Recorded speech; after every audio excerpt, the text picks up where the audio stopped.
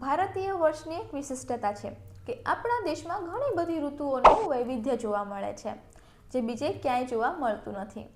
આપણા ઋષિ મુનિઓએ ઋતુ અનુસાર આહાર અને વિહાર જણાવેલ છે, એટલે કે કઈ ઋતુમાં શું ખાવું જોઈએ, શું ના ખાવું જોઈએ અને કયા કયા વિહાર કરવા જોઈએ. તો એને ઋતુચર્યા કહેવાય છે. હવે જેવી જ રીતે હેમંત ઋતુ અને શિશિર ઋતુ ભેગા થઈને આપણો શિયાળો બને છે, એવી જ રીતે વસંત ઋતુ અને ગ્રીષ્મ ઋતુ મિક્સ થઈને આપણો ઉનાળો બને છે. વસંત ઋતુમાં ગરમીની શરૂઆત થાય છે અને ધીરે ધીરે એ ગ્રીષ્મ ઋતુમાં ગરમી પ્રખર બને છે. હવે શિયાળામાં આપણા શરીરમાં જે કફ જામે છે, એ જામેલો કફ વસંત ઋતુમાં સૂર્યની ગરમીથી ધીરે ધીરે ધીરે પીગળવા લાગે છે અને એ પીગળેલો કફ આપણા શરીરની બહાર આવવાનો પ્રયાસ કરે છે.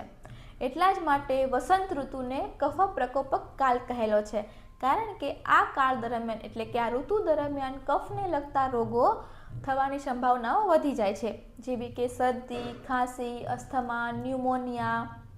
એના સિવાય વાત કરીએ તો મમ્સ છે, મિઝલ્સ છે, ચિકન પોક્સ છે, જે આપણે સ્કિન ડિસીઝ છે, એ બધે થવાની શક્યતાઓ વધી જાય છે. હવે આગળ વાત કરીએ તો આપણા જે ઋષિમુનિઓ હતા એ ખૂબ દીર્ઘદ્રષ્ટાંત હતા, એટલે કે દૂરનું જોઈ શકતા હતા. એટલા જ માટે એમને મકર સંક્રાંતિ એટલે કે ઉત્તરાયણમાં તિલ અને ગુડ એટલે કે તલ અને ગોળનો ઉપયોગ કરવા જણાવ્યું હતું. એટલા માટે આપણે ઉત્તરાયણમાં તલની ચીક્કી વગેરે ખાઈએ છીએ, જે આપણા શરીરમાં કફને બનવા દેતો નથી.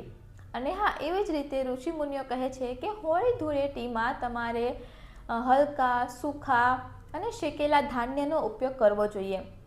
એટલા જ માટે આપણે હોળીની પરિક્રમા કરતી વખતે એમને નાળિયેર છે, પછી જે સૂખા ધાન્ય જેમ કે જવારની ધાણી છે, મમરા છે, દાળિયા છે, એવું બધું આપણે એમને હોમીએ છીએ, જે દર્શાવે છે કે તમારે આ ઋતુ દરમિયાન મમરા છે, દાળિયા છે જેવા સૂખા ધાન્ય, જુવારની ધાણી એ બધાનો ઉપયોગ કરવો જોઈએ, જે આપણા શરીરમાં બનેલા કફને સૂકવી દે છે અને આપણને કફના રોગો થવાની સંભાવનાઓ નહિવત થઈ જાય છે.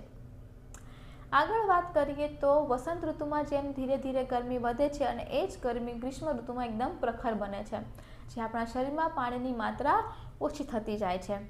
તો એના જ માટે ગ્રીષ્મ ઋતુમાં જે પાણીવાળા ફ્રૂટ છે એ વધારે જોવા મળે છે, જેમ કે તરબૂચ છે, સકરટેટી છે, દ્રાક્ષ છે. તો એ પાણીવાળા ફ્રૂટ આપણે લેવા જોઈએ, જેથી આપણને એનર્જી પણ મળી રહે અને શરીરમાં પાણી પણ જળવાઈ રહે.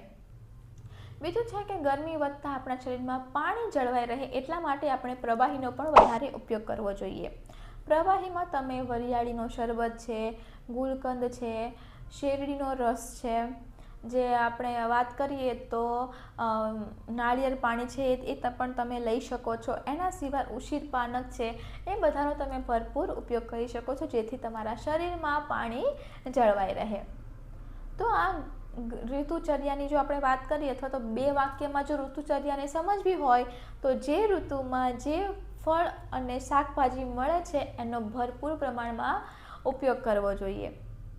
તો આ હતી આપણી વસંત અને ગ્રીષ્મ ઋતુચર્યા.